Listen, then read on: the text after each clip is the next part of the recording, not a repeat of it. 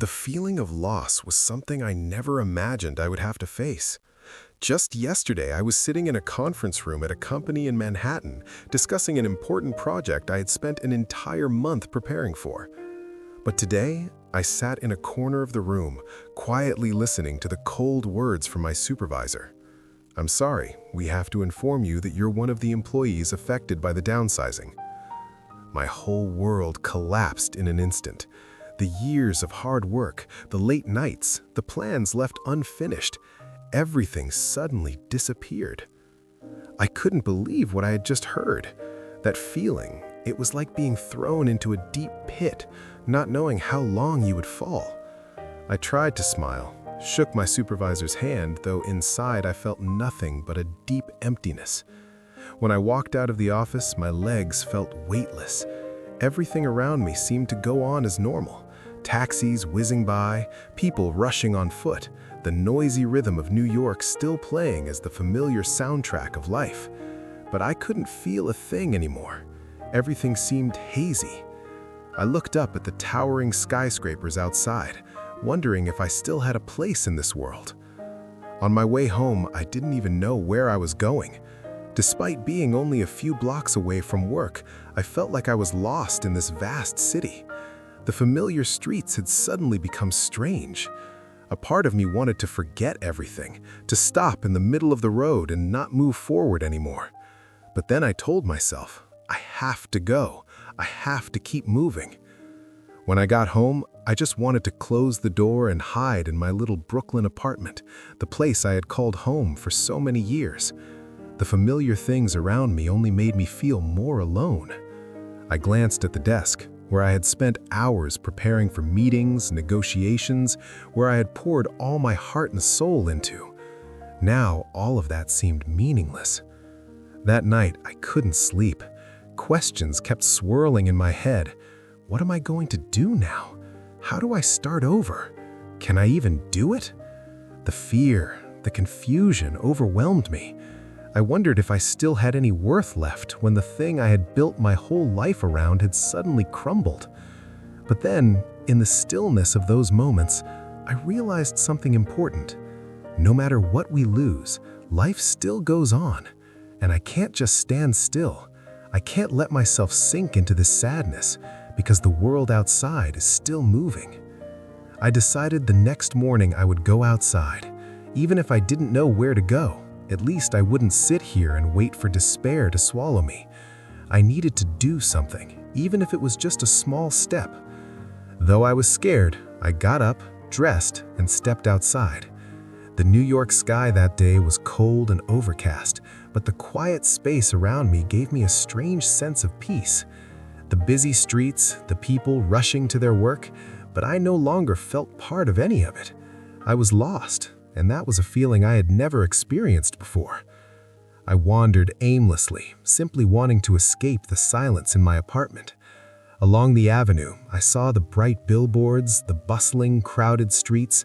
The world hadn't changed, but I felt like I was being left behind. Then I remembered an old saying from my mother. When one door closes, another will open. At first, I didn't understand its meaning. But now, I felt it might be a reminder to myself. I couldn't keep looking back at what was lost. Maybe something new would appear if I dared to take the next step. So, I decided to find a new direction. I didn't know what the future would hold, but at least I could start today. This small step, it had already made me realize that life isn't just about what's lost, but about what we can find when we don't give up. The next morning, I woke up with a heavy heart, but not with the same emptiness I had felt the day before. That strange feeling had vanished, replaced by a small spark of determination, a quiet belief that I needed to do something, even if I didn't know what that was. Something inside me was calling out, "Don't give up." I decided not to waste another day. If I didn't start today, I would just drown in confusion again. I looked around my apartment. A small space that used to feel safe and comfortable, but now it didn't feel that way anymore. I saw a thick book on the bookshelf, The Art of Starting Over. It was a book I had bought long ago but never finished reading. I took it down and opened it. The words in the book felt like a gentle reminder. Every day is an opportunity to start over, and it doesn't matter where you start as long as you're determined to move forward. Those words felt like a soft breeze brushing through my heart. I decided to do something new, at least to begin again in some aspect of my life. I remembered a hobby I had once loved but had forgotten during the years of work: writing. Writing had always been a part of me, but I never had enough time to truly dedicate to it. Now, without my old job, I decided to sign up for an online writing course. I knew it wouldn't be an easy path, but at least it was something I could control, something I could do with passion. So, I began my first writing class. The first few days were difficult. Writing was not easy when I still had so many worries and unanswered questions in my heart. But when I sat down and started typing those first few words, I felt an odd sense of peace. Each word was a beat in my heart, a way for me to express thoughts and emotions I had never dared to share before. Writing was not just a way to pass time, it was a way for me to face myself. A month later, after completing a few assignments in the course, I felt stronger. The advice from the teacher, the feedback from my classmates, gradually made me believe I could do it. Writing wasn't just a way to forget my struggles, it was a way to heal myself. It helped me look at myself again, to realize that I could start over, even from the smallest things. I realized that in tough times, the most important thing is not achieving success immediately, but the persistence to keep moving and not give up. One day, after finishing an assignment, I received an email from a small magazine that focused on everyday life stories.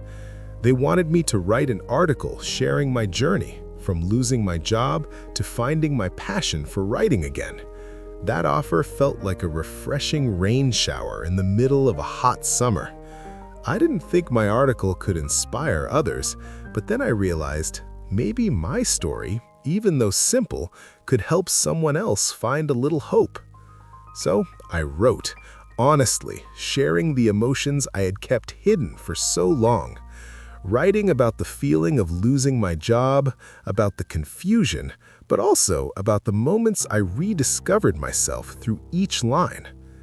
After the article was published, I received many responses from strangers. They shared their stories with me, their sorrows, the challenges they were facing. And I realized something important. We are never truly alone in our struggles. Sometimes, all it takes is a story, a shared word, to make people realize that we can all get through it. From then on, I began writing more often, and the miracle was that I no longer felt empty. Writing had become a part of my life, a way to express myself and connect with the world around me. But more importantly, writing helped me regain my confidence, showing me that no matter what, I could still make a mark on this life. As time passed, I began to realize that new opportunities will only come when we are willing to open our hearts and embrace change. I was no longer afraid of new challenges. And more importantly, I understood that life is not just about what we lose, but about how we find ourselves again after each failure. And so, I decided that I wouldn't stop here. Writing was the path I had chosen, and I would continue, even though the journey was still long. But I knew one thing for sure: I would never give up again. Time went by, and I gradually became accustomed to my new rhythm of life, a life not dependent on my old job, a freedom I had never dared to dream of. Writing had become part of me, a way for me to heal and explore the world around me and connect with people in similar situations. My writings were not just about sharing, but also about finding a new purpose in life, one that was completely different from what I had once envisioned. One day, while sitting in my favorite little cafe, I received an unexpected email from an online platform that shares life stories. They had read my writings and wanted to invite me to join their channel. This was an opportunity I had never thought about, sharing my story with a larger community, with people looking for empathy and connection through everyday stories. At first, I felt hesitant. Would my story have enough impact? Could I say the things others needed to hear? But then I remembered why I started writing in the first place. I didn't write to prove anything, but to live true to myself. And if my words could help someone else find hope, then that would be the greatest gift I could give. So, I joined the Deep Life Stories channel, a place to share real stories, journeys of overcoming difficulties, and life lessons full of inspiration. My first videos were a mix of sharing my own story and the lessons I had learned during those months of dealing with loss. I shared the feelings of losing my job, the worries, but also how I regained my confidence and learned to keep going, even though the road was tough. Each video, I told small stories, from signing up for a writing course to realizing that challenges in life can sometimes be opportunities to find forgotten passions. These stories were not just mine, but many others as well. People facing difficulties, yet still persistently searching for a small light in the dark. I started receiving many responses from the Deep Life Stories community. My stories touched many hearts, and they shared that my story had helped them feel less alone. They told me about their struggles, the days they fought through life's changes, and in those moments, I realized I was doing the right thing. Writing didn't just help me find a purpose, it helped me connect with others, people who understood and empathized with what I had gone through. And then I realized that my journey wasn't just my personal story. It was the story of anyone who has, is, or will face major changes in life. We never know what will come, but I believe that no matter what, we can always find a new path as long as we don't give up. My story continues, and every day I receive messages from followers of Deep Life Stories. They say that my story had helped them get through tough days, that the lessons I share made them stronger. I realize that through each story, I not only help myself heal, I also help others heal too. So, if you're reading this and feel like you need a source of inspiration, empathy, and difficult moments, join us on the Deep Life Stories channel. Together, we'll share, learn, and inspire each other to live stronger, more confident, and always keep moving forward no matter the challenges.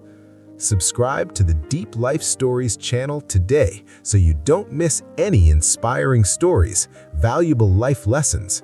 Together, we'll navigate challenges and find the light at the end of the tunnel.